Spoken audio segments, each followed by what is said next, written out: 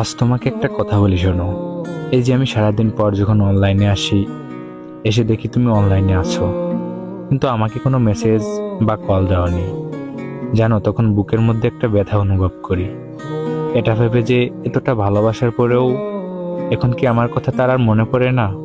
তখন আমার মনে পড়ে যায় সম্পর্কের প্রথম দিনগুলোর কথা। কতই না কথা বলতে আমার সাথে। 1 ঘন্টা কথা না বললে ইনবক্সে কত শত মেসেজ জমা হয়ে যেত। আর এখন দেখো, সে শুধু আমি আগের মতো রয়ে গেছি। সে আগের মতো একইভাবে তোমাকে কল মেসেজ দিয়ে যাই, কিন্তু এখন আর আমার সাথে কথা বলার তোমার সময় হয় না।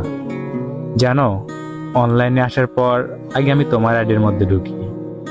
যখন দেখি তুমি অনলাইনে আছো কিংবা একটু আগেই অনলাইন থেকে বের হয়ে গেছো, আমাকে মেসেজ দাওনি বা কল দেওনি, তখন যে কষ্টটা পাই সেটা তোমাকে কখনো বলে বোঝাতে পারবো না।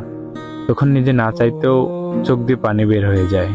একজনের দিকে তোমার সাথে কথা বলার জন্য তৃষ্ণায় মরে যাচ্ছে, আর ওদিকে তুমি অন্য মানুষের সাথে হাসি খুশি দিন কাটাচ্ছ। এজন্য তোমাকে একটা শেষ কথা বলবো, যদি ভালোবাসতে না পারো বলে দিও। সব কষ্টগুলো একসাথেই পাই।